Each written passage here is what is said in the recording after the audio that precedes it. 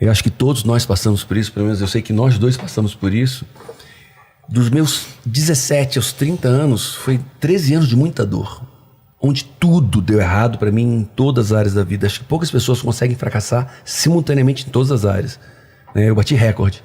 Eu tabulo a vida em 11 áreas, eu fracassei nas 11 áreas, dos 17 aos 30 anos. Em todas. Espiritual, emocional, conjugal, profissional, financeira, saúde, todas. Né? E aí eu perguntava, Deus, por quê? O que eu fiz? Eu acreditava que eu tinha jogado pé na cruz, eu acreditava em encarnação e que eu tinha jogado pé na cruz, porque só isso poderia explicar.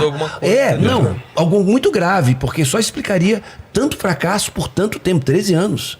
13 anos de solidão, de miséria, de problemas, de dor, né? E eu queria uma explicação para aquilo, né? E eu entendo que eu fui resgatado pela vontade de Deus. Eu não tinha competência. Eu acredito que eu não tinha nem inteligência para me tornar que eu me tornei. Eu entendo que Deus entrou na minha vida e viu graça em mim, e eu não sei por que ele viu graça em mim, e disse, cara, filho, eu vou te resgatar. E eu vou te fazer algo diferente. E eu imagino, eu entendo a graça de Deus, porque eu não me sinto inteligente. Se você perguntar para meu pai e minha mãe estão lá em casa agora, né? Eles moram no Maranhão, estão aqui em casa, em São Paulo. E se você perguntar para meu pai que esse filho vai ser o maior escritor do Brasil com 10 milhões de livros, meu pai ia abraçar e disse... Conta outra. Vamos parar de falar bobagem. Meu pai seria o primeiro a dizer, né? Cara, quem fez isso comigo? Quem fez isso com você? Quanto você sonhou, eu sonhei, você sonhou, tá aqui.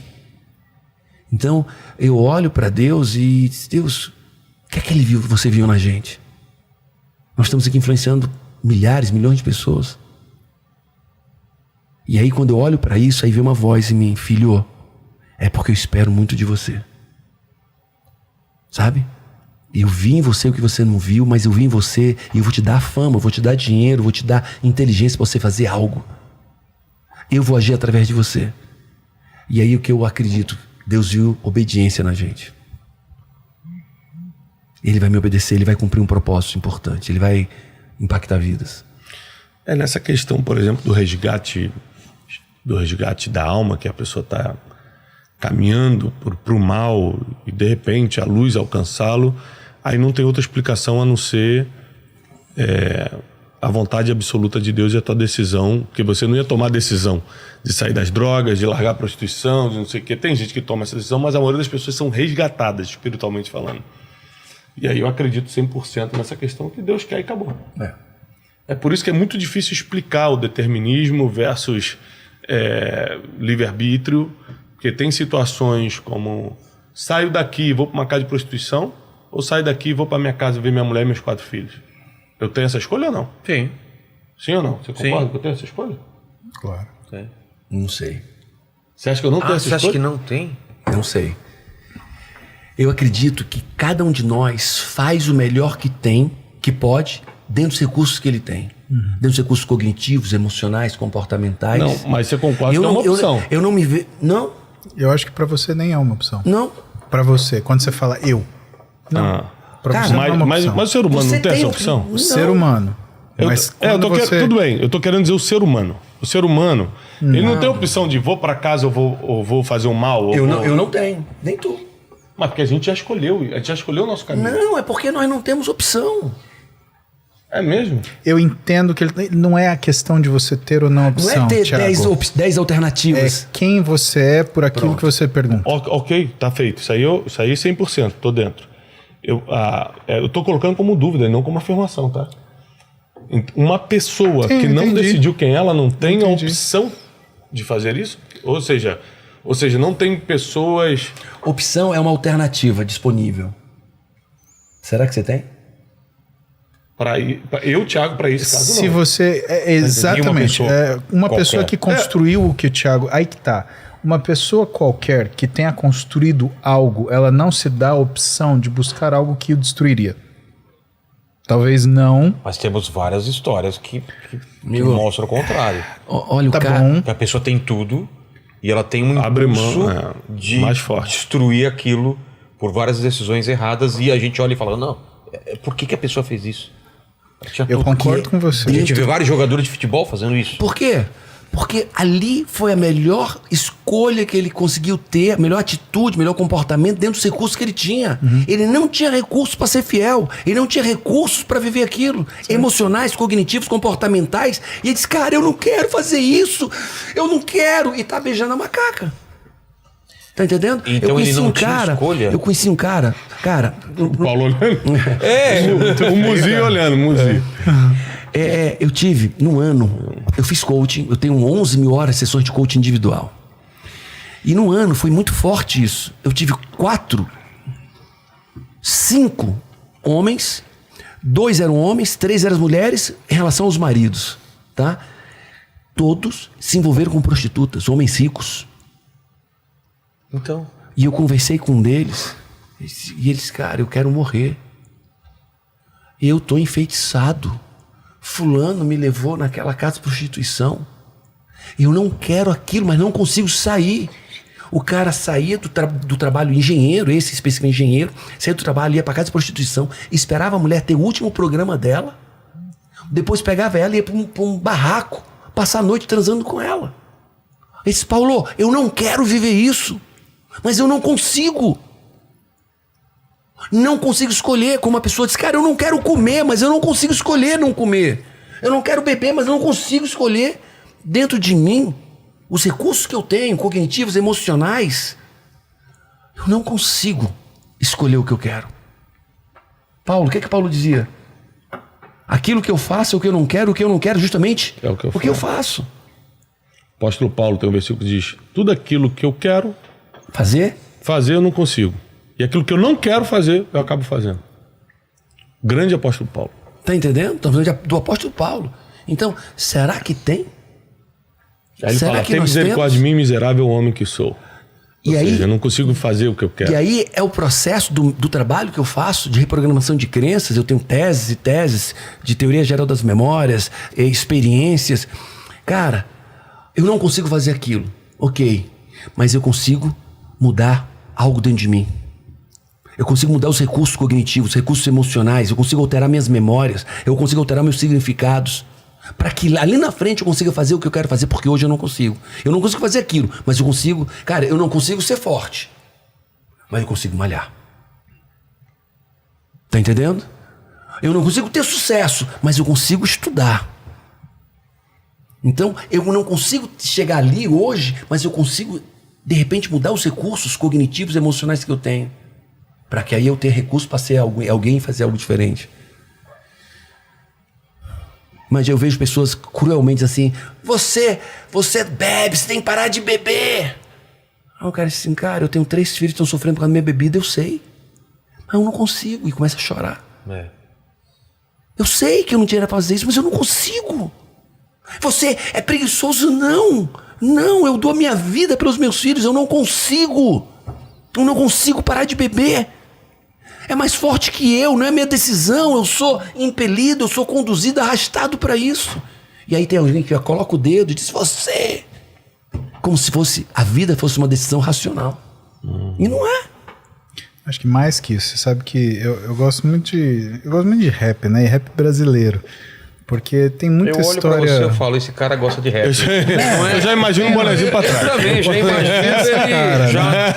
ele. Se é uma coisa que a gente olha pro mundo e fala... Esse cara é repeiro. Mas você sabe, tem uma letra que... Se não me engano é uma música do Emicida. Aí o pessoal da net pode colocar que música que é, o título. E ele fala, né, que é... Como você pode julgar o pecador se você nunca sofreu a tentação? Então a gente vê muita gente fazer isso, né? Te julgar. Apontar o dedo sem saber o que é. Só que você é um alcoólatra. Cara, você não sabe o que esse cara passou. Exatamente. Você é um drogado, você não sabe o nível de rejeição ou super proteção que esse cara passou. Sim. O que você falou, cara, julgar é complexo. Ou a parte química dentro dele também, que é predisposta a ter uma dependência, né? Você não sabe o que o cara passou, porque aquela pessoa passou. É o que o Muzi não sabe o que eu passei para comer essa fritura hoje. E ele me julga pela fritura. Ele não sabe eu te julgo pelos seus exames. Cara, falar agora, cara. Seu cabra da peste. É verdade, eu nem posso. Tá mal, né? teus exames não tão bons como poderiam estar para um jovem da sua idade. Cara. Geneticamente tem, a epigenética fala da... Então, o gene, ele... existia um determinismo genético. Cara, tem um gene, vai... Não, hoje se sabe que desde a ovelha Dolly se entendeu que existe os cromossomos lixo, que é aquele que não passa o código genético. Ele encapsula um gene e ele pode expor ou não expor o gene. Então, uma doença de um bisavô pode ir pro neto, pro tataraneto, mas também tem agora algo muito forte, e aí sim é uma das minhas linhas de estudos, que é repetição de padrão. Nós tendemos a repetir o padrão dos nossos pais, seja a circunstância ou a emoção deles. Era aí que eu gostaria de chegar, que então, é o comportamento que você reclama do seu pai, o que você desenvolve no futuro. Cara, ó, eu vi gente, o pai morreu aos 45, o avô morreu aos 45, o pai morreu aos 45, o cara morreu aos 45 na casa da minha irmã. Caramba. E ele dizia que ia morrer. Ele sabia, ele acreditava que ia morrer. Uma maldição, né? Repetição de padrão. O pai teve 3 filhos, todo mundo teve 3 filhos. Então nós tentamos inconscientemente recriar a vida dos nossos pais em algum momento. Até que nós nos libertamos desse padrão emocional. E isso é uma cura muito profunda. Eu trabalho isso muito no método CIS. Né? Pessoas que estão caminhando para repetir a vida do pai. O pai separou, a mãe foi mãe solteira, a avó mãe solteira, essa moça, a avó mãe solteira, mãe solteira, ela mãe solteira. O avô era bêbado, o pai é bêbado, ele é bêbado.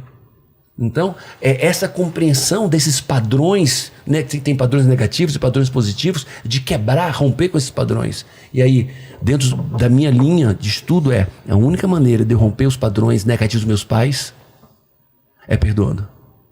Mudando a estrutura emocional dentro de mim. Boa. Se não perdoou, mais ou menos assim, dá a mão aqui, ó. Vamos dizer que o Thiago, bem apertado, pode segurar. Ele é meu pai e eu vou repetir padrões dele. Paulo, por quê? Ele é o padrão, não é o meu pai, mas o padrão negativo do meu pai. E eu estou trazendo para mim. Eu vou para onde eu vou, arrasto o padrão. Paulo, mas por que você arrasta esse padrão? Você quer? Não.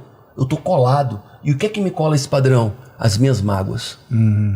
Faz sentido. Quando eu perdoo, essa cola vai soltando, eu me liberto de um padrão ruim de bebida, de adultério, de corrupção, de violência. Droga, cigarro. Eu me liberto desse padrão e caminho agora eu criando um padrão. Mas isso aí, para mim, nessa nossa linha do método CIS, precisa do perdão. Eu faço terapia já há uns 5 anos e eu acho fundamental. Né? Até porque eu faço terapia para aguentar quem não faz, né? E o que eu percebo que o que você falou é a condição do ambiente, né? Porque a gente é fruto do ambiente que a gente vive e como você muito bem falou, né, Paulo? Se você traz coisas para o seu ambiente, aquilo se torna presente. E enquanto aquilo for presente, você corre o risco de copiar, querendo ou não, criticando ou não aquilo. Lembra das memórias? Eu vivi essa memória, eu estou inundado da memória do meu pai fumando, meu pai bebendo. Eu estou inundado dessa memória da minha mãe sofrendo, do adultério, dos problemas físicos. Estou inundado de memórias, 30 anos, 15 anos, 18 anos de memórias intensas e sob forte impacto emocional, que são as memórias lembra do tapa na cara? É a memória mais viva. Quanto mais impactante a memória, mais forte ela é dentro de você. Como é que eu me livro dessa memória? Porque a minha tendência é reproduzir minhas memórias, reproduzir meus sentimentos. Como é que eu aniquilo essa memória, refaço a memória, dou um novo significado? Que é a tese do meu primeiro mestrado. Como é que eu refaço essas memórias? Porque são as memórias que geram as crenças. Que é a base do método CIS, é isso. É refazer a memória, refazer os significados e os sentimentos. Você sabe que o que você está falando do ponto daquilo que eu estudo em relação à parte de neurociência, né, é justamente da formação da memória, né? Igual a informação do computador, ela é feita por um byte, né? E não estou falando isso para você dá aula disso, eu estou falando isso para o pessoal. A formação da memória, ela se dá com uma coisa chamada engrama. Então, igual o byte funciona na informação do computador, nas nossas memórias, né, são os engramas. E a formação do engrama, quando você... O que é engrama? Engrama é a unidade básica da memória do nosso cérebro. Ok. Né? Então, cara, igual o byte é do computador, no nosso cérebro é um engrama, né? O engrama, ele precisa ter gasto de energia para ele ser destruído. Então, a gente não tem uma perda total da informação que foi criada, porque você precisa gastar energia para perder aquilo. E muitas vezes o teu cérebro ele não vai gastar energia com aquilo. Mas você precisa, para desfazer uma memória, modificar. Isso. Por isso que quando a gente fala no aprendizado, né, é muito mais difícil você pegar uma pessoa que aprendeu errado e ensinar o certo do que você pegar uma pessoa que é um livro em branco e você ensinar o certo de uma primeira vez. É muito mais fácil. Porque ela vai gastar muita energia para desaprender.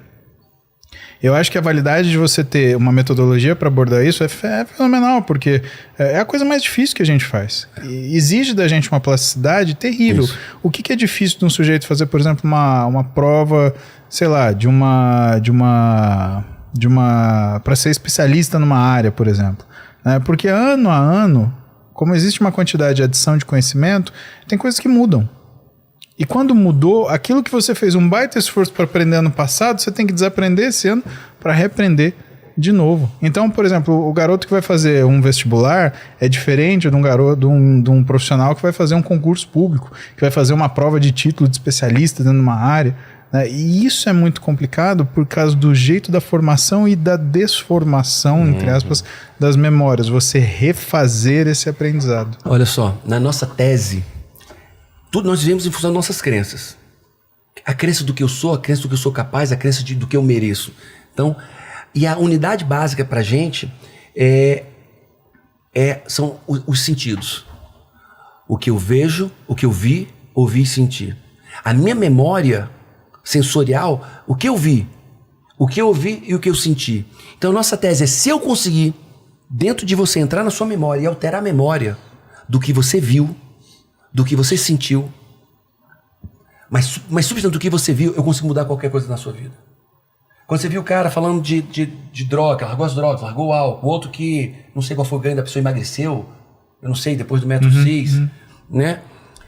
Se eu entrar, e essa é a nossa tese, eu entro no método CIS, o coach integral sistêmico, eu consigo entrar dentro de você, literalmente, e mudar a sua memória.